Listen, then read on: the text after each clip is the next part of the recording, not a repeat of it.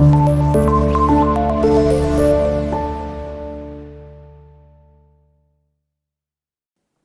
वालेकुम क्लास 10, कैसे हैं बेटा आप लोग? ठीक है, उम्मीद करता हूँ आप लोग खैरियत से होंगे। आज का हमारा टॉपिक है सूरतुल आराफ और इसकी आज हमने एक्सरसाइज करनी है। इससे पहले वाले लेक्चर में आपने आयात का तर्जुमा अंडरस्टैंड कर लिया होगा और अल्फाज में नहीं भी आपने अच्छे से याद करने हैं। तो बाकी पैटर्न हमारा कुछ चीज़ों में वही है, जब हम एक्सरसाइज करेंगे तो हमें वो अच्छे से अंडरस्टैंड करना है कि फ़र्स्ट जो हमने सूरत की थी सूरतुल अनाम, उसमें कुछ लॉन्ग कुछ शॉर्ट हमने जैसे किए थे, तो आज भी हम ये करेंगे। पेज नंबर 59 देखिएगा ज़रा, पेज नंबर 59 है और इसमें जहाँ पे एक्सरसाइज दी हुई है इससे ऊपर दो चीज़ें मैं आपको बता दूं। सबसे पहले तो सूरतुल आराफ की आयत नंबर 157 टू 158 के बाद मुहावरा तर्जुमे का इम्तिहान लिया जाएगा, यानी पेपर जब बनेगा तो इन्हीं दो आयत का ही पूछा जाएगा। बाकी से आगे अल्फाज में नहीं लिखे हुए, तो अल्फाज में नहीं जो मैंने बताया आपके सेम वही हैं, कुछ एक दो एक्स्ट्रा भी थे, तो आप उनको भी देखेंगे, आप यहाँ से भी उसकी हेल्प लेंगे। ठीक है, जो मुश्किल थे मैंने कर दिए। यहाँ पर जो ही और उम्मीद का भी लिखा हुआ है, तो खबाइस का भी लिखा हुआ है, कुछ मैंने आपको बता दी, तो हमें यहाँ से भी देखने अल्फाज में नहीं। और फिर आगे आज हम जो काम करेंगे वो क्या है कि हम एक्सरसाइज करेंगे। सबसे पहले क्या आएगा हमारे पास? नंबर 1, दुरुस्त जवाब का इंतखाब करें।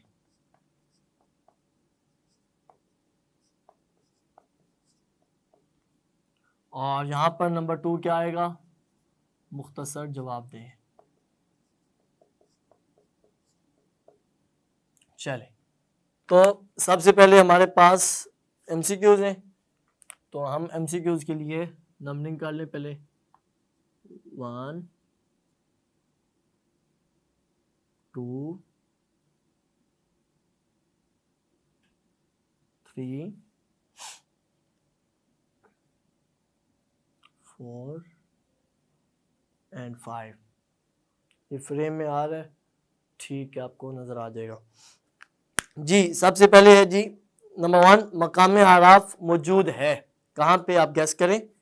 4 ऑप्शन है। अलिफ, मना और मुजदलफा के दरमियान, बे, जन्नत और दोज़ख के दरमियान, जीम, ज़मीन और आसमान के दरमियान, दाल, मक्का मुकरमा और मदीना मुनव्वरा के दरमियान। तो आप गैस करें क्या हो सकता है इसमें? बे ऑप्शन, जन्नत और जहां दोज़ख के दरमियान।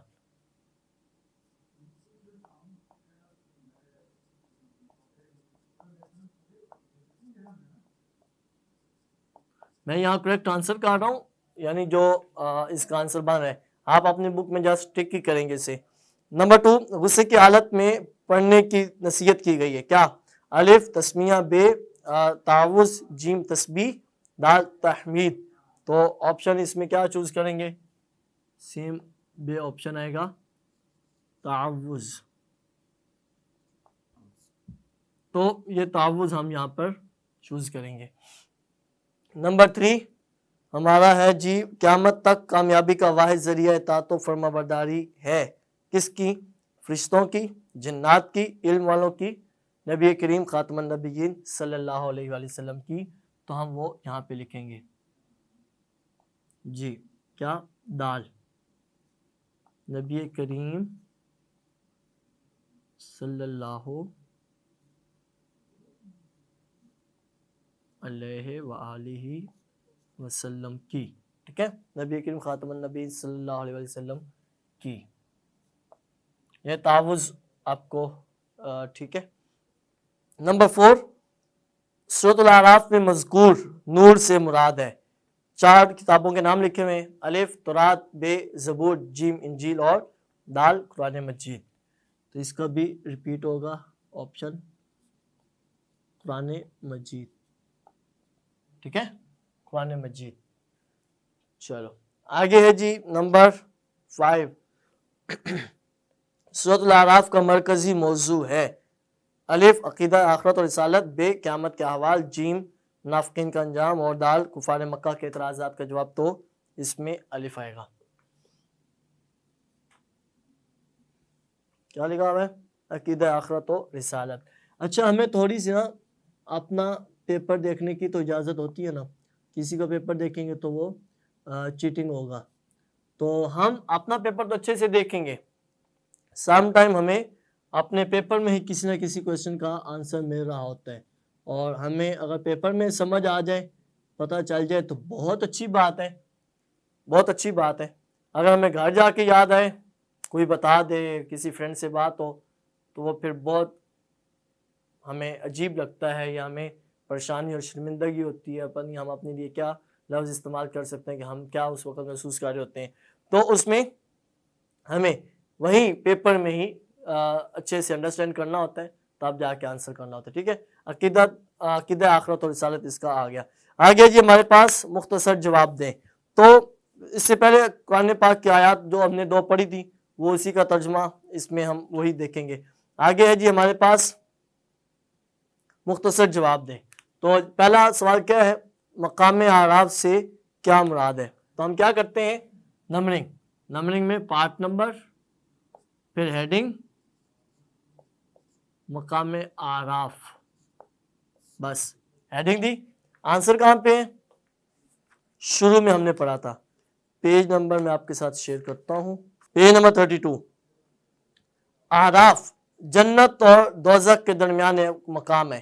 पेज नंबर 32 तारुफ का पैराग्राफ जहाँ पे एंड हो रहा है, इससे ऊपर वाली लाइन, आराफ जन्नत और दोज़ख के दरमियान एक बुलंद मकाम है। यहाँ से आराफ जन्नत और दोज़ख, पहले जन्नत का नाम है, ठीक है,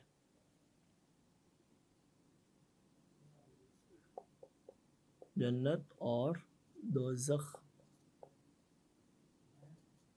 के दरमियान एक बुलंद मकाम है, जिस पर ऐसे लोग होंगे जो उनकी लामात के बिना पर पहचानते होंगे। ठीक है, ये याद रहेगा आपको।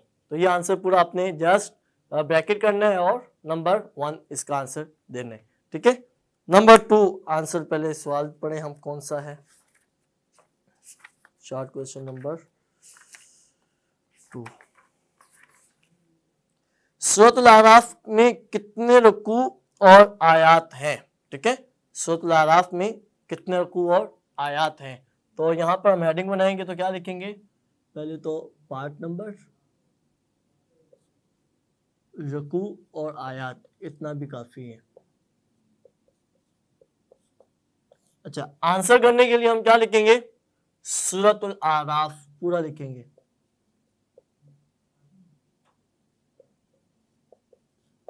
सूरतुल आराफ के रुकू, ठीक है, कितने हैं, इसके रुकू हमारे पास 24, ये हम जरा मार्कर के साथ लिखेंगे, 24 मार्कर के साथ लिखेंगे।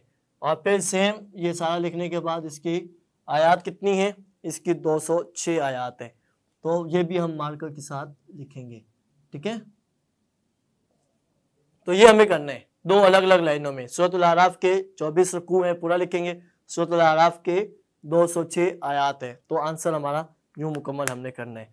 आगे है जी नंबर 3, सूरतुल आराफ में मज़कूर नबी करीम खातमुन नबिय्यीन सल्लल्लाहु अलैहि वसल्लम की कोई सी 4 खुसूसियात तहरीर करें। तो सबसे पहले क्या करेंगे, हेडिंग, पार्ट नंबर, फिर हेडिंग,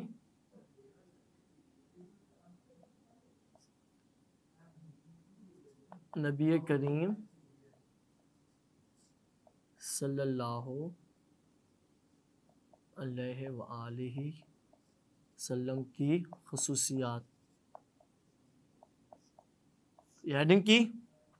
अब आंसर कहाँ पे हमारे पास, नंबर 3 का पेज नंबर 32 की बिल्कुल आखिरी लाइन में, सबसे आखिरी लाइन में, नबी करीम खातमुन नबिय्यीन सल्लल्लाहु अलैहि वसल्लम की सिफात का जिक्र करते हुए इरशाद फरमाया कि आप भलाई का हुक्म देते हैं, बुराइयों से मना फरमाते हैं। और अगले पेज पे आएगा हमारे पास, पाकीज़ा चीज़ें हलाल करार देते हैं, पाकीज़ा चीज़ें हलाल और नापाक चीज़ें हराम करार देते हैं, मोमिनीन पर से बोझ उतारते हैं। तो यहाँ पर पूरा करेंगे, तो कहाँ से हम शुरू करें, आखिरी लाइन, नबी करीम सल्लल्लाहु सल्लम, नबी करीम खातमुन नबिय्यीन सल्लल्लाहु अलैहि वसल्लम की सिफात का जिक्र करते हुए।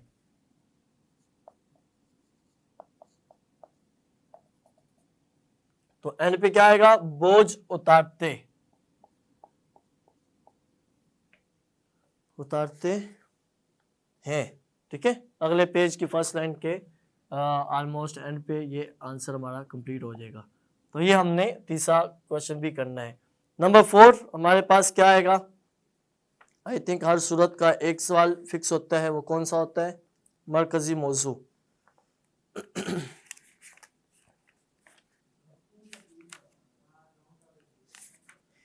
जी, लेकिन यहाँ पे नहीं है। तो नंबर 4 तिलावत कुरान मजीद सुनने के 2 आदाब तहरीर करें। तो पहले तो नंबर 4 तिलावत कुरान मजीद के आदाब। आंसर आपको पता होना चाहिए, पेज नंबर 33 है, जहां हमने वो हदीस पढ़ी थी शैतान के बहकावे वाली, और दुआएं लिखी हुई हैं। इसके मिड में दरमियान में थोड़ा सा 1.5 लाइन ऑलमोस्ट लिखी हुई है कि सूरत आराफ के आखिर में कुरान मजीद की तिलावत के आदाब का बयान है। तो पूरा लिखेंगे सूरत आराफ के आखिर में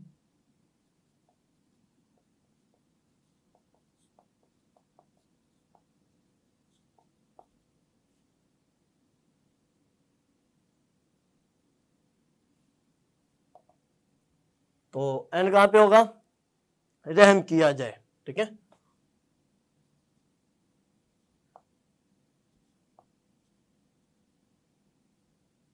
रहम किया जाए। तो ये हमारा नंबर 4 भी आ गया। नंबर 5 एंड लास्ट, ये भी हमारे लिए इजी होगा। सवाल क्या है, सवाल है हमारे पास कि शैतान के बहकावे से बचने के लिए हदीस मुबारक में मज़कूर दुआ का तर्जमा। तो हम सिर्फ इतना भी लिखेंगे कि शैतान के बहकावे से महफूज रहने की दुआ, बहुत लंबा हो जाएगा, तो हम कहेंगे हदीस पाक का तर्जमा, बस इतना। ठीक है, नंबर 5, और बस हेडिंग में आपको बता दूं, हदीस का तर्जमा, हदीस का तर्जमा। हदीस का तर्जुमा वो हमारे पास जहां भी हमने क्वेश्चन नंबर 4 किया इसी ऊपर लिखा हुआ है। ए अल्लाह, ये लाइन भी ऐड करेंगे कि नबी करीम खातमुन नबीयीन सल्लल्लाहु अलैहि वसल्लम ने शैतान के बहकावे से बचने के लिए हमें दर्ज दुआ सिखाई है। आप तर्जुमा सिर्फ लिखेंगे, ए अल्लाह मेरे दिल को नूर और मुनव्वर कर दे, मेरे कानों को नूर यानी रोशनी से भर दे, मेरी आंखों को, तो एंड तक मेरे लिए नूर को अजीम कर दे। तो पूरा आंसर हमारा यहाँ तक बनेगा। ठीक है, क्लियर है यहाँ तक। चलें, मैं पहले ये कर लूँ, फिर उसके बाद आपको लॉन्ग की हेडिंग्स बता देता हूँ। ठीक है, अब हम ज़रा लॉन्ग कर लें अपना, और लॉन्ग का मुझे शुरू में 1-2 दफ़ा बताना पड़ेगा आपको, बाकी हमारी वो सारी चीज़ें फिक्स हैं, तो आप उसी को ही रिपीट करेंगे। मतलब ये कि एंड तक जितनी भी हमारी सूरतें हैं, सिलेबस है, तो हमारे लॉन्ग का पैटर्न फिक्स रहेगा। ठीक है, लास्ट हमने सूरत की थी सूरतुल अनआम, उसमें लॉन्ग का जो पैटर्न था आपको याद होना चाहिए, और आप अपनी बुक पे एक दफ़ा लिख लें ताकि कभी भी दोबारा ज़रूरत पड़े तो आप उन्हें वो लिखेंगे। जी, पहले तो एक्सरसाइज में देखें सवाल क्या लिखा हुआ है। सवाल लिखा हुआ है कि सूरतुल आराफ के बुनियादी मज़ामीन तहरीर करें। तो सवाल, सूरतुल आराफ के बुनियादी मज़ामीन तहरीर करें। ठीक है, तो आंसर हम यहाँ से शुरू करेंगे, कितनी जगह काफ़ी है। पहली हेडिंग हमारी क्या आएगी, सबसे पहले हमने तारुफ करना होता है। मेन हेडिंग हमारी दरमियान में आएगी, तो हम लिखेंगे तारुफ। तारुफ में लिखने की कुछ और ज़रूरत नहीं है कि हम 2 लाइनें इसमें भी कहीं लिखें, तो इतना ज़रूरत नहीं है। तो सबसे पहले क्या आएगा हमारे पास, वजह तस्मिया।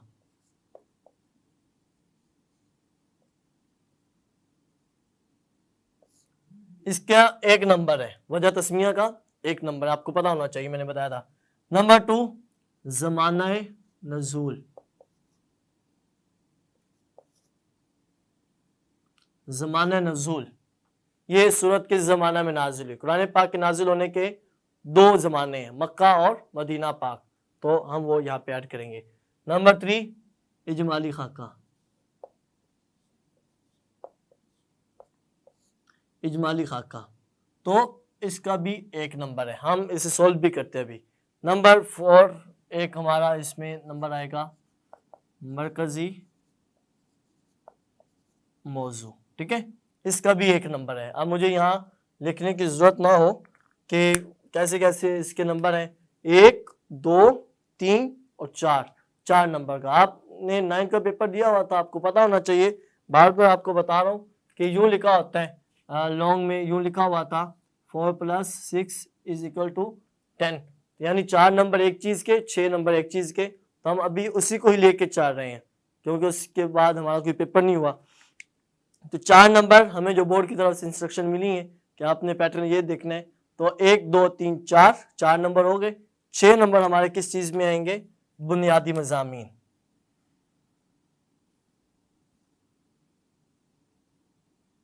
बुनियादी मज़ामीन की हमने रीडिंग करते हुए मैंने हेडिंग बताई थी, और वो कम अज़ कम हम इसकी 6 हेडिंग्स ऐड करेंगे। बुनियादी मज़ामीन की 6 सब हेडिंग इसमें ऐड करेंगे, तो हमारे पास क्या बनेगा, वो 6 नंबर के लिए जो रिक्वायरमेंट है वो हमारी कंप्लीट हो जाएगी, ठीक है। तो बुनियादी मज़ामीन हमारे यहाँ पर 6 सब हेडिंग बना के ऑलमोस्ट 2 पेज तक हमें ये डिटेल करनी है, कम से कम 2 पेज हमारे होने चाहिए। अब हम देखें ज़रा, सबसे पहले वजह तस्मीया में हम क्या लिखेंगे, पेज नंबर 32। वजह तस्मीया में लिखेंगे कि इसकी आयत नंबर 46 में, तो मैं जो मेन इसका आंसर है वो लिख दूं कि आयत 46, आयत नंबर 46 46 में अल आराफ का लफ्ज आया हुआ है, ठीक है। तो हिंट आपको दे दिया मैंने, हमने रीडिंग करते हुए भी कर दिया था कि इस सूरत मुबारक का नाम इसकी आयत नंबर 46 में लफ्ज अल आराफ से अखज़ किया गया है। आराफ से क्या मुराद है वो भी हम इसी में ही ऐड करके वजह तस्मिया में कंप्लीट करेंगे। नंबर 2 ज़माना नज़ूल। ज़माना नज़ूल में क्या आता है कि सूरत मक्की है या मदनी, तो हम ये पूरा लिखेंगे, सूरतुल आराफ मक्की सूरत है, ठीक है। सूरतुल आराफ मक्की सूरत है, पूरा ये एक हाफ लाइन 1 लाइन तक हमारा पेज जितना होगा हम उसे देखेंगे, ठीक है। आगे इजमाली खाका। इजमाली खाका में क्या होता है, 3 चीज़ें कि सूरतुल, 4 चीज़ें आएंगी, सूरतुल आराफ की, फिर ये रिपीट होगा, फिर ये रिपीट होगा, फिर ये रिपीट होगा। तो क्या आएगा इसमें, हमने मार्कर के साथ वो चारों चीज़ें लिखनी है। नंबर 1 8वां पारा, 8वीं सूरत, ठीक है, ये 8वें पारे से है और 7वीं सूरत है, कुरान मजीद की 7वीं सूरत, 8वां पारा। रुकू हमने यहाँ पर बताए थे अभी शॉर्ट क्वेश्चन में कि इसके 24 रुकू हैं। ये सारा कुछ लिखने के बाद ये हम मार्कर के साथ लिखेंगे, और आखिर में 206 आयात, तो ये हमने मार्कर के साथ करना है। फिर इससे आगे मरकजी मौजू, वो हमारे पास हेडिंग बनी हुई है, एक नंबर के लिए 2 लाइनें इसमें दी हुई हैं, और इस पेज की अगर हम यहाँ पे डिटेल करें तो कम से कम 3-4 लाइनें हमारे पेज की बन जाएंगी, शीट्स की। आगे बुनियादी मज़ामीन, आप पहले वाला जो लेक्चर है आपने वहाँ पर नोट किया था, अभी बुक आपके पास है, आपने अंडरलाइन किया, मैंने आपको करवाया था, तो वो हेडिंग्स आपने इसी में ऐड करनी है। तो हमारा ये 10 नंबर का जो लॉन्ग है वो हमें ऐसे कंप्लीट करना है। इजी है, हम कर सकते हैं, और मैंने आपको गाइड कर दी है। अगर आपने कहीं और इस चीज़ के बारे में पूछना हो कि सर लॉन्ग का और कोई पैटर्न या लॉन्ग के बारे में मुझे ये पोर्शन क्लियर नहीं हुआ, तो इंशाल्लाह ज़रूर आपको गाइड कर दिया जाएगा। आपने इसी को अच्छे से अंडरस्टैंड करना है। बस 2-3 लॉन्ग 2-3 सूरतों के शुरू में हमें करने होंगे, करने तो हमने सारे ही हैं, मतलब हमने अंडरस्टैंड करने होंगे, हमें ये पैटर्न देखना होगा, बाकी फिर हमारा काम आसान हो जाएगा, ठीक है बेटा। ओके, अल्लाह हाफिज़। इस टॉपिक को आपने अच्छे से अंडरस्टैंड करने, हमारी सूरत आराफ भी मुकम्मल हो चुकी है, और इससे रिलेटेड अगर आपका कोई क्वेश्चन होगा तो आप ज़रूर शेयर कीजिएगा। ओके बेटा, अल्लाह हाफिज़।